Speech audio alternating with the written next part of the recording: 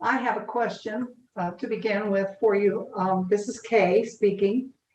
You spoke so eloquently about the resilience despite the pain, despite the trauma, the intergenerational trauma. I noticed in your book that you used a word I have not seen used in that English colloquial called survivance. And the word survivance to me, if I understand it right, means that it's an ongoing journey for their entire life. It's not just an end time when they discover something. Is that how you're using that word? Yes, survivance is a concept that was shared by a Anishinaabe scholar for some time. And different colleagues, scholars have been talking about it. But a big part of what it means is getting beyond survival, that, that sense of people are barely holding on, and having a sense of their active presence, and that they can thrive and be, creative, innovative, all these kind of aspects. So that has been really important in this work, because there are aspects of survival, what people are doing just to get by. And I actually have a good friend that we talk a lot about in the book named Jesse Holiday. He's a close family friend from this area, Monument Valley, pictured behind me. And he did say art got him through really hard times. Art got him by, got him through it. And that's a sense of survival. But then, he learned how to work with watercolors at the boarding school and different paints. So he was painting his own homeland in those watercolors. And he was starting to invent things and practicing different things. So that's the survivance of, not only does he find this medium that gets him by, survives, but then he is innovating and having that we call it ingenuity, but it's like the indigenous and ingenuity together. Indigeneity is what some people call it. And he was doing that. And later, as he grows up, he goes to college, but he comes home. He's one of the individuals, because different students, they went maybe to live in the city and different places, but Jesse was one of the students, and a number of students did actually return to Navajo Nation, even though officials didn't want them to. They wanted to separate them from home, pipeline them elsewhere. But he returned to his homeland and community and became an art teacher at a community school that, from grassroots movement, the people fought for to have built there, so they wouldn't have to send their children hundreds of miles away or on long bus rides to a border town. So he's from the Monument Valley area, and he brought some of those arts that he learned through his life journey to the class and to his community. So it's just really exciting how, these systems meant to cut off those ties to home, students and youth and individuals learn to overcome that, to navigate that in different ways. And that is survivance. Eric Holmes had a question. Yes, I'm Chickasaw Native from Oklahoma. And growing up in the 60s, we had Oklahoma history, but we didn't learn a lot about Native Americans. I mean, it wasn't taught that much. And the things we did learn were so negative. People were anti-Native American, indigenous people were looked down on. And I don't know if that's changed in the way they teach history now in Oklahoma. I'm not sure, I haven't heard. And then also, years ago, I remember reading about children having a hard time finding foster parents for children. And I don't know if that's changed, or because they couldn't find Native Americans to take in Native children. And they were abused, and So I wondering, has that changed any at all? Great questions. You bring up two particular issues, but they're interrelated for sure. One is education. A lot of what is not taught, what is not known, and that even curriculum is still something legislatures, politics fight over. If it's not celebratory, patriotic history, there's some politicians and individuals who believe we shouldn't talk about that, forget that, and there's erasure in that history, and especially with Native Americans, because there's ongoing injustices, inequities, inequalities, and travesties of the past, massacres, genocide, the horrible things that some people are like, oh, just forget about it. Or they try to completely ignore and just cover up is what has happened over generations and ongoing. So it becomes something very sensitive to bring up into pedagogy and in curriculum, but it is necessary because this is a part of the world that we're in. We cannot stop perpetuating these horrible legacies if we don't even know what happened. We won't even acknowledge, the pain or know what pain we're inflicting when we're a part of these mechanics and machines. So sadly, in Oklahoma, we still have a long way to go. We still have a long way to go throughout all North America. I mean, my own son was in a Native American culture class in a area that was predominantly had a strong Native American presence, over 50% were Native American, and the instructor was Native American. Now that's a lot better than what I had when I lived in an area where people were coming up to me and asking, are all Native Americans extinct? You can't be Native American. You don't live around a teepee. You don't run around. They had all these horrible ideas that, all the real Indians are dead. Like that's really seared into a lot of people's minds, including our own Indigenous people. That was a part of erasing this knowledge and existence of Indigenous people. And that's the connection with your second question about foster care that relates to politics that are ongoing right now. There are court cases that are challenging the Indian Child Welfare Act. That act was passed to help and support Native American families fostering Native children, because what's happening is not only boarding schools of taking children away from their families and into systems under, the care, and I'll say care because it's a time when children in these boarding schools for 9 months at a time, maybe even a full year, they won't even hear "I love you," from the caretakers, the dorm aides, and these different people, right? So they're at these schools 24/7, and it can become Lord of the Flies at times of all the kids, bullies and different things, and it's just really hard, for them to be watched and cared for all the way that they need to. Now, there are different boarding schools where it was better in some ways. Children were older, so they were more independent and ready for that kind of independence. So it varies. But ICWA, that came up because, there were, similar to what Canadians call the scoop, is children were being separated from their families without really the due process, the fair, equitable process through these kind of systems and court cases and whatnot.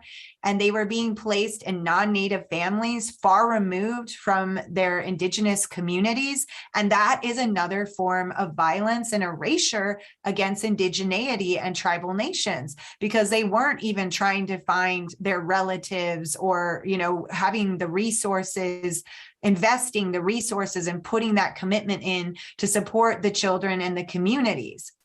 So they were being pipelined out, and that cut, from their homelands and a dispossession from their homelands and their families and communities and traditions and ways.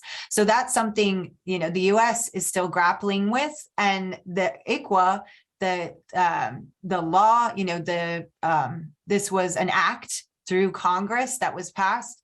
It was supposed to help to mitigate that, to support Native families by prioritizing seeking to work with tribal nations and find, as you said, Indigenous and Native American families to care and to care for the children and to be sure they know their culture and to, protect the culture in that way, since it has been under attack for generations, the people, their culture, their languages, all these aspects, but it wasn't given, a lot of the resources and support. So there are tribal nations that are struggling because they don't have the resources to really fulfill that. And then there's all these court cases, and now ICWA's under attack because you have non-Native families saying, oh, that's reverse racism. They're doing that. They're not letting us take in the children, and they're attacking it. It's currently a court case right now.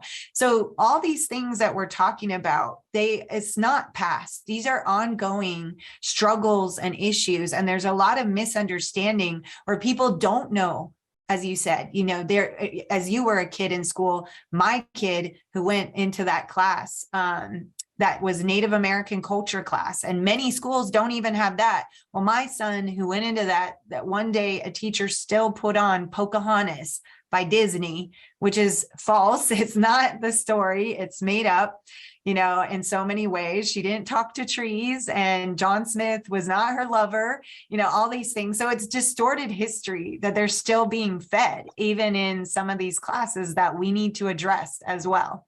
And my son tried to even talk to the teacher and his classmates and saying, this is not the true story of Pocahontas. She was a real person, an incredible person and story, but this isn't, the truth of what happened. And his teacher shushed him, told him to be quiet. He told me, so I later talked to the teacher and she said, oh, that's too dark. That history's too dark. We can't talk about that.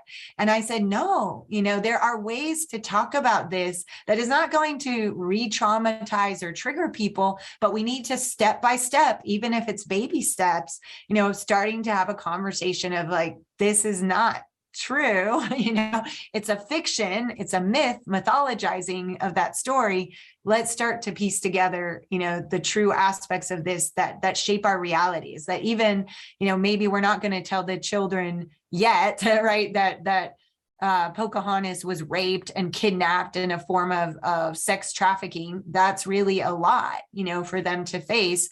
But start with saying she was kidnapped, she was taken against her will by the English.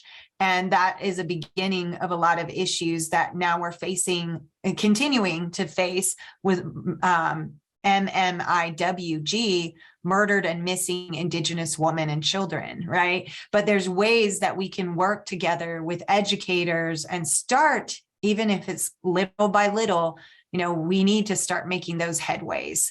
And there's much to do in curriculum and pedagogy, including in areas that have a lot of Native Americans. I don't judge that teacher. I think she just might have not had the training, to know. And a lot of them are overwhelmed and they don't have the resources or support.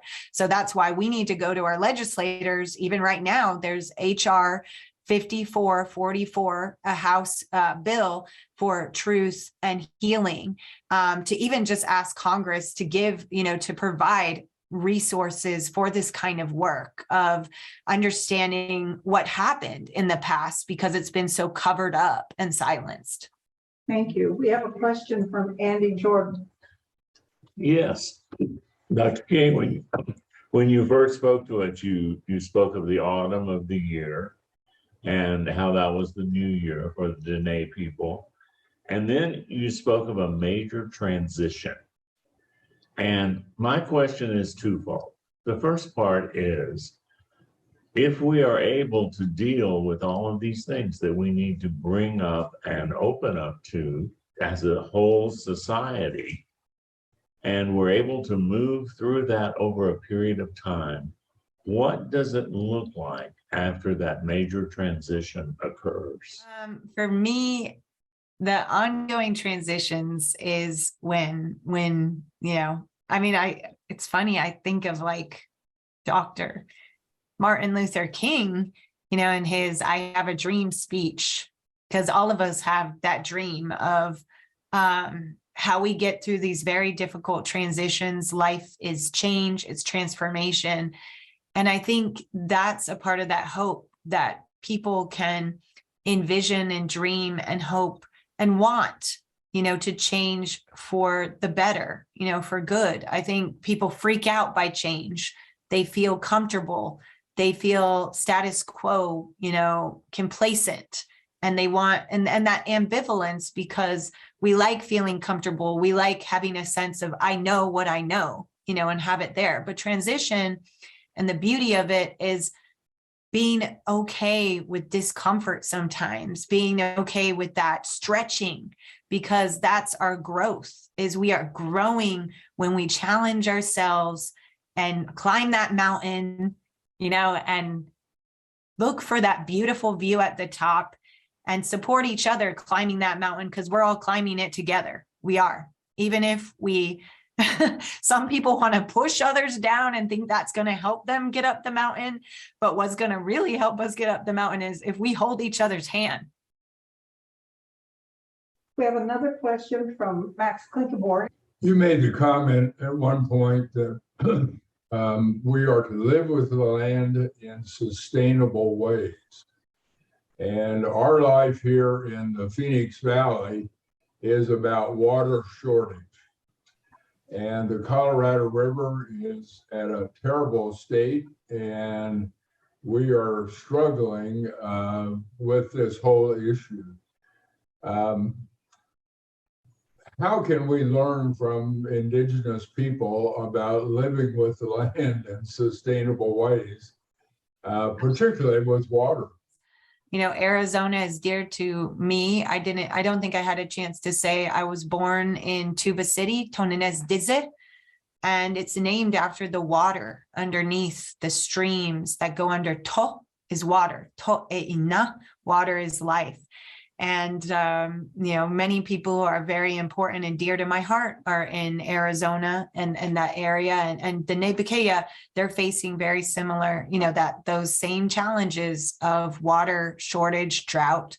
And Indigenous peoples have faced these kind of ecological disasters, challenges since time immemorial. So that's why, as a well-respected scholar who I recommend, Daniel Wildcat is doing incredible work at Haskell University. And a lot of Indigenous scholars are doing wonderful work at the University of Arizona, Arizona State University, Northern Arizona University. I know different folks there. They are doing this awesome work about, respecting and turning to Indigenous knowledge that was always under attack, as I said, being erased, forgotten, overlooked, or even just, if anything, usurped, controlled, and manipulated. Because even in the Phoenix area, you have Odom peoples who have been there since time immemorial, and they were the ones to design these incredible technologies of canal systems and all these different aspects. And they also learned how to, live in dwellings that could withstand those horrible heat and survive, in these ways. So actually, I say, this is a part related to that previous question of curriculum, pedagogy, is there needs to be that connection with Indigenous knowledge that is in indigeneity, and it's in, what do you call it? It's innovation, it's creative. And the past, even though, yes, we're facing a lot of different contexts, settings, technologies, but understanding, not just the past of Indigenous knowledge, but there are Indigenous people who carry this knowledge to this day. They need to be respected and listened to, because, there's Oak Flat that people are arguing over. They're arguing over more places to drill for oil or frack or this or that. And that's a part of, that connection and learning from Indigenous people is listen to them, and not just in one ear and out the other. But there are Indigenous leaders and scientists and folks who are doing work, labor. They are speaking out, and yet, they're still being silenced or attacked. Like, the images of the Dakota Access Pipeline, what that got at was a people's water was being threatened. And they're saying, no more of this. We have to stop. We are not going to be, they're on the front lines, and they're tired of it. We don't choose to be on the front lines. We're put on the front lines of these ecological disasters and climate change. Many Indigenous peoples are on those front lines. So folks who live in privilege and think, oh, I don't have to worry about that. That's tomorrow. That's the 7 generations ahead's problem. I think it's changing that mindset that a lot of people are like, that's somebody else's problem. That's not my problem. When we all have to look in the mirror and say, what can I do in my little space, my garden, my circle, even if it's xeriscaping or whatever, what can I do to change that mindset? Because a lot of us still have it. How can we communicate and recognize that it's not about, oh, they're taking my freedom away, this or whatever. No, it's caring, that we're all a part of this earth. We're all connected, and recognizing that, together we can figure out and do incredible things. You do more together than individually. And I think there's a spirit of competitiveness, of accumulation, of, get the most you can out of today and die tomorrow. And so what? But if we have that foresight of, changing our mindset and how we talk about things and communicate about things, so much can be done. So much can be done. And people are saying that. And Indigenous people, I think, are especially spearheading that. So Daniel Wildcat, I say his name again because he talks about that, where he says Indigenous knowledge will save the world, is what he says. And it has been prophesied by Indigenous peoples. That's his claim. And it's really a powerful one. And he's doing some incredible work, to show that we have to be included, even when we're a people who have been so historically marginalized and minoritized, So I say that's something for everyone to consider, is look at, there's ongoing divisions and efforts to snub out, and really push each other out in this spirit of competitiveness, when this is a work that really needs the synergy and listen to Indigenous peoples who have these relationships with the land since time immemorial, and they had sustainable ways of living with the land, or they'll have approaches that might not be happy for somebody who has a big economic boom project, but in the long run is what we need and is good for all, so that's what I would say about that. Thank you.